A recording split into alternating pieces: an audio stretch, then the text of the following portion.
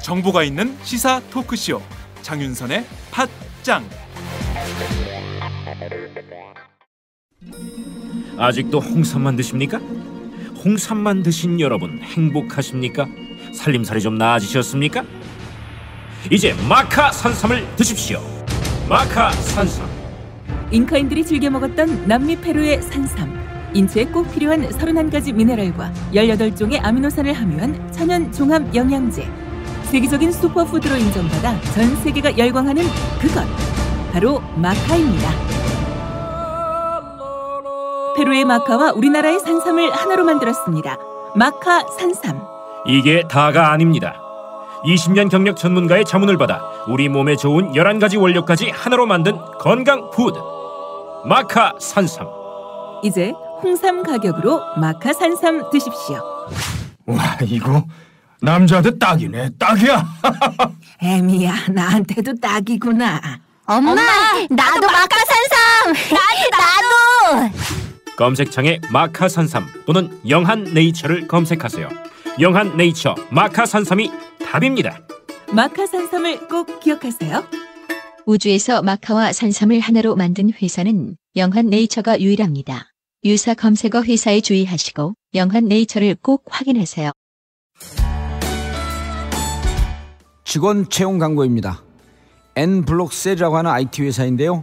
진보진영 팟캐스트에 후원도 팍팍하는 회사입니다. 전기 전자를 전공한 악사기 소지자 1명, 일반직 2명, 총 3명을 모집합니다. 주위 분들에게 많이 알려주시기 바라고요. 똘끼 충만한 좌빨 중에서 자신의 잘못을 인정하고 사과할 줄 알고 사돈이 땅을 사도 배가 아프지 않은 사람, 이건 정봉주밖에 없다. 이런 사람이라면 웰컴입니다. 전화 070-4177-6316 070-4177-6316 많이 지원해 주시기 바랍니다.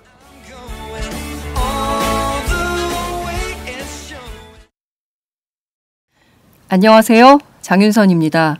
오늘은 3월 24일 화요일입니다. 사상 유례 없는 초저금리로 이자 부담이 줄어들기는 하지만 현재 가계빚은 폭등세로 이어지고 있습니다. 은행에서 주택담보대출로 1억 원을 빌리면요, 연간 상환해야 하는 원리금이 1년 전보다 137만 원 정도 줄어들게 된다고 합니다.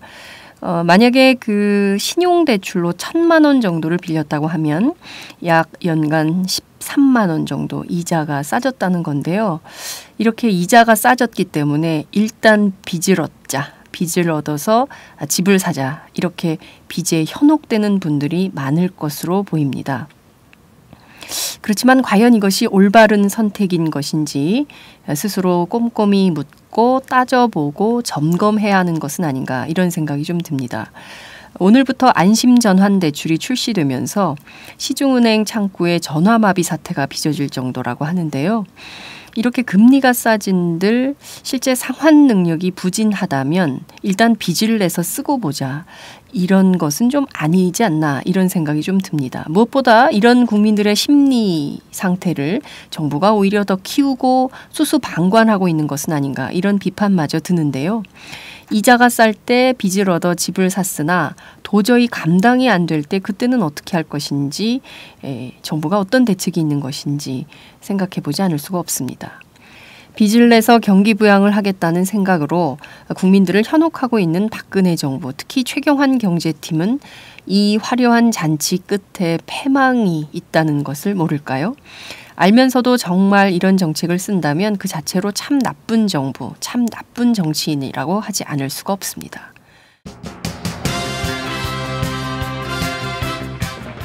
오늘도 어김없이 박정호의 뉴스장으로 팟짱 출발합니다. 매주 화요일의 고정 코너 김종철의 비즈니스 언프렌들리 시작합니다. 오늘은 티볼리에 투자한 것 없는 쌍용 자동차 마인드라 기업의 문제점을 집중해보겠습니다. 팟짱 시작합니다.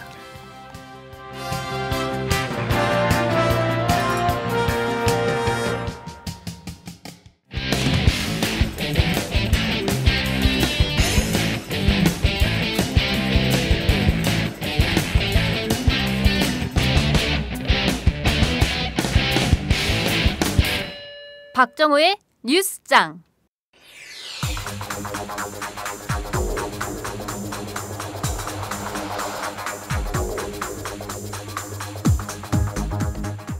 이상득 전 새누리당 의원이 경남 기업을 워크아웃에서 빼달라는 청탁 전화를 했다고 한겨레가 보도했습니다. 경남 기업이 2차 워크아웃 대상으로 거론되던 2008년 9월께 이 전 의원이 경남 기업의 주 채권은행인 신한금융지주 당시 고위 관계자에게 경남 기업을 워크아웃에서 제외해달라고 청탁한 것으로 확인된 건데요. 검찰은 이 전 의원이 평소 친분이 있던 성완종 경남기업 회장의 요청을 받고 청탁성 전화를 한 것인지 살펴볼 방침입니다. 이 전 의원은 2008년 9월 신한금융지주 고위 관계자에게 연락해 경남기업을 워크아웃 대상에서 빼줬으면 좋겠다는 취지로 부탁했습니다. 두 사람은 서로 모르는 사이였는데요. 이 관계자는 이에 워크아웃은 금융감독원이 일정한 기준을 갖고 결정하는 것이므로 마음대로 빼줄 수 없다. 재무 비율이 일정 수준 이하면 제외할 수 없게 돼 있다. 워크아웃은 법정 관리와 다르다. 기업을 죽이는 것이 아니라 살리는 작업이기 때문에 무조건 안 들어간다고 좋은 것이 아니다. 라고 말했다고 합니다. 이 전 의원은 설명을 들은 뒤 그런 취지로 하는 것이냐며 수긍했다고 하는데요. 신한금융지주 쪽이 이 전 의원 요청을 거절해 결국 워크아웃 제외 청탁은 성사되지 않았습니다. 당시 이 전 의원은 국회 외통위 소속으로 금융권과는 직접적인 업무 연관성도 없었던 신분이었는데요. 2008년 하반기는 경남기업이 세계 금융위기 여파로 채권은행 사이에서 워크아웃 대상으로 올릴지 논의가 이뤄지던 시점이었습니다. 경남기업의 워크아웃 과정에서 이 전 의원이 관여한 사실이 드러남에 따라 검찰은 친이계로 분류되는 성 회장이 정치권 인사를 동원해 경남기업 워크아웃 등과 관련해 편의를 봐주도록 한 정황이 있는지 확인에 나설 예정입니다. 이명박 정부 5년간 한국광물자원공사가 해외 자원개발 기업 29곳에 일반 융자 형식으로 2,800억 원 넘는 돈을 빌려준 것으로 확인됐다고 헤럴드 경제가 보도했습니다. 어제 김재남 정의당 의원이 산업통상자원부로부터 제출받은 자료에 따르면 광물자원공사는 MB 정권 기간 29개 기업에 모두 2,822억 4,500만 원의 일반 융자금을 내줬는데요. 자원외교 비리를 수사 중인 검찰이 경남기업의 일반 융자금 집행 내역 확인 작업 마무리 단계에 들어감에 따라 향후 사정 칼날이 광물자원공사로부터 일반 융자를 받은 기업들을 대상으로 확대될지 관심이 모아지고 있습니다. 이런 가운데 여야는 어제 국회 자원외교 국정조사 청문회 증인 선정을 위한 협상에 나섰지만 진통을 겪었습니다. 여야는 서로 요구하는 핵심 증인들의 채택 여부를 두고 정치 공세, 물타기라는 등의 거친 언사를 쏟아내며 공방만 벌이다 재협상 일정도 잡지 못한 채 얼굴만 붉히고 헤어졌습니다. 새누리당은 새정치연합 문재인 대표와 정세균 의원 등 참여정부 관계자를 포함해 50여 명, 새정치연합은 이명박 전 대통령과 이상득 전 의원, 박영준 전 차관 등 이명박 정부 주요 인사를 포함해 150여 명의 명단을 요구했습니다. 누가 정치 공세를 하고 있는지, 물타기를 하고 있는지 국민 여러분께서 판단할 수 있을 것 같습니다. 김무성 새누리당 대표가 어제 서울 관악구 고시촌의 한 카페에서 청년들과의 타운홀 미팅을 열었습니다. 이 자리에서 청년 10여 명이 정부와 여당의 청년 정책 실패를 비판하는 피켓을 들고 김 대표의 사과를 요구했는데요. 김 대표는 사과는 하지 않았고요. 소란을 떠는 건 기본 예의가 아니라고 지적하며 불쾌감을 드러냈습니다. 행사를 마친 김 대표는 경찰과 보좌진에 둘러싸인 채 행사장을 떠났고 피켓 시위를 벌인 청년들은 김 대표의 행보를 정치쇼라고 비판했습니다. 사과하라는 청년들의 절규에 예의가 아니라고 나무란 김무성 대표. 김 대표가 제대로 된 청년 정책을 마련할 수 있을지 의문입니다. 4.16 세월호 참사 특별조사위원회의 내부 자료가 청와대와 새누리당, 심지어 경찰에도 유출됐다는 의혹이 제기됐습니다. 이석태 세월호 특위위원장은 어제 기자회견을 열어 특위 내부 자료가 부당하게 유출됐다고 주장했는데요. 이 위원장이 공개한 자료를 보면 세월호 특위에 파견된 해양수산부 사무관이 지난 20일 주간 업무 보고란 제목의 한글 파일을 보냈고 이 파일에는 특위의 주간 활동 내역과 차주 계획이 정리되어 있었습니다. 받는 사람에는 세월호 특위 17명의 위원뿐만 아니라 청와대 직원, 새누리당 인사, 그리고 방배 경찰서 직원이 올라와 있었는데요. 특위는 이메일이 전달된 계정의 이름, 주소 등을 통해 기관 소속 등을 추정하고 있습니다. 세월호 특위는 그동안 17명의 세월호 특위 위원들에게 이 같은 메일을 보내왔습니다. 이 위원장은 이 같은 내부 자료 유출에 대해 개인의 일탈이 아니라 배후가 있을 것으로 보고 조대한 부위원장에게 상세한 경위를 조사하라고 지시했다고 밝혔습니다. 내부 자료 유출이 사실로 확인될 경우 4.16 세월호 참사 진상규명 및 안전사회 건설 등을 위한 특별법 4조에 명시되어 있는 정치적 중립성과 업무의 독립성, 객관성이 위배된 것으로 논란이 예상됩니다.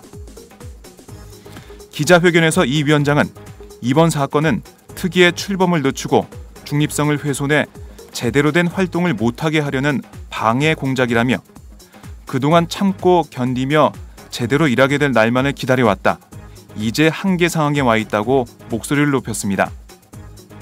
이어 이 위원장은 특위의 독립성이 중요한 상황에서 이 사건은 정부가 특위를 어떻게 바라보고 있는지 중요한 지표라며 박근혜 대통령을 만나 이번 일과 세월호 특위 출범에 대해 의견을 묻고 싶다고 말했습니다. 이어 이 위원장은 세월호 특위는 국민이 부과한 사명을 지켜야 한다며 중대한 결정을 내릴 각오도 하고 있다고 말했습니다.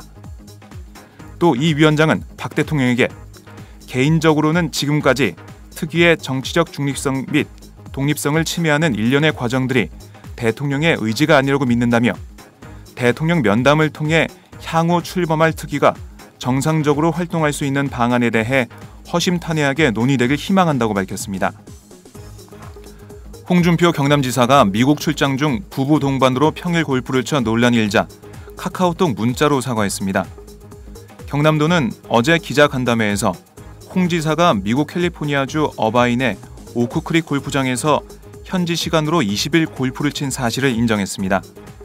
홍 지사는 샌디에이고 소재 미 해병대 1사단 방문 이후 로스앤젤레스로 돌아가던 길에 골프를 친 것으로 전해졌습니다.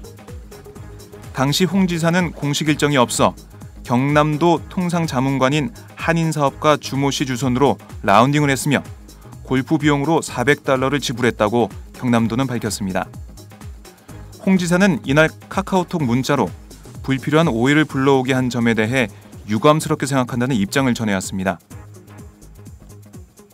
쌍용자동차 해고자 복직 등을 요구하며 평택공장 굴뚝에서 고공농성을 벌여온 이창근 전 금속노조 쌍용차 지부 정책실장이 굴뚝에 오른 지 101일 만인 어제 땅을 밟았습니다.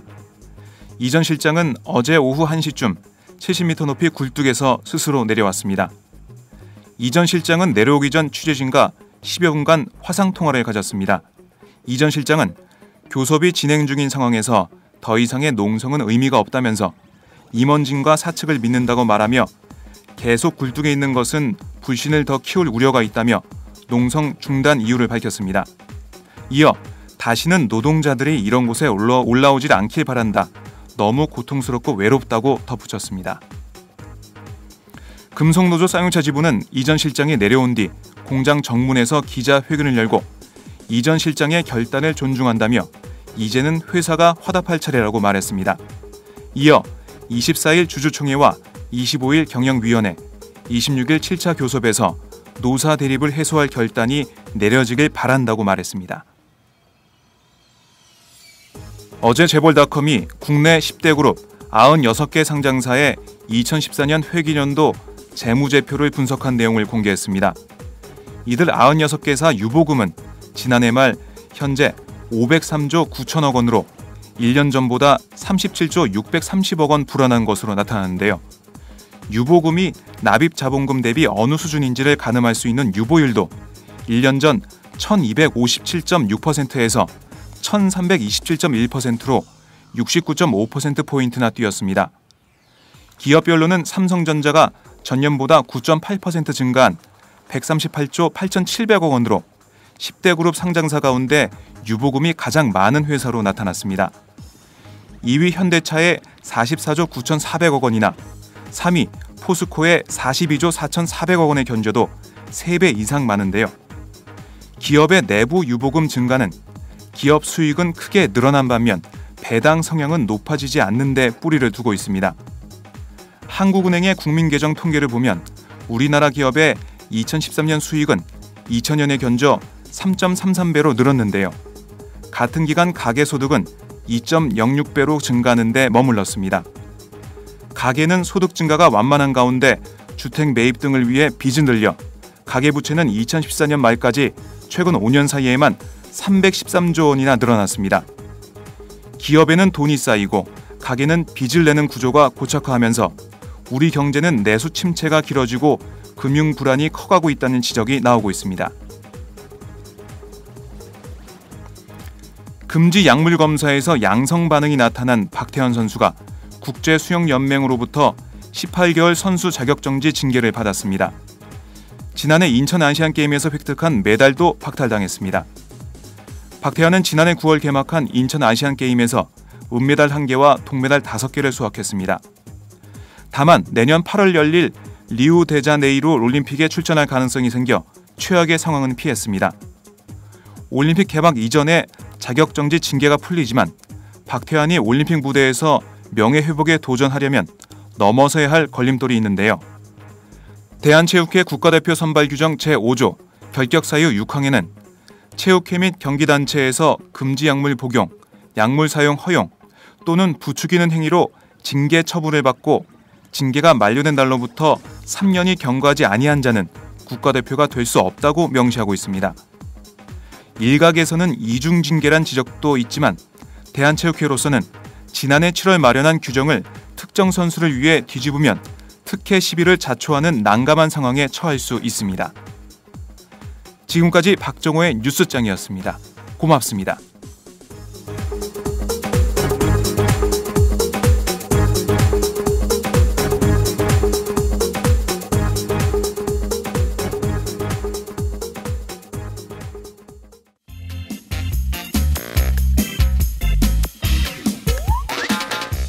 매일 정오 여러분의 점심시간 맛있게 씹어드실 뉴스를 보내드리는 장윤선의 팟짱. 매일낮 신선한 뉴스를 맛보고 싶으시다고요? 보수 언론이 대충 훑고 지나간 뉴스 그 이면의 진실을 알고 싶으시다고요? 그렇다면 여러분의 곁에 장윤선의 팟짱이 있습니다. 좋아요와 구독하기로 응원해주세요. 포털사이트 검색창에서 장윤선의 팟짱을 치거나 모바일 앱스토어에서 팟빵 클릭 후 장윤선의 팟짱을 들러주세요. 요거 재밌네 할 때는 과감하게 좋아요를 눌러주세요. 여러분의 꼼꼼한 사랑이 팟짱을 키웁니다. 장윤선의 팟짱 애청자 여러분, 좋아요와 구독하기 꼭 부탁드립니다.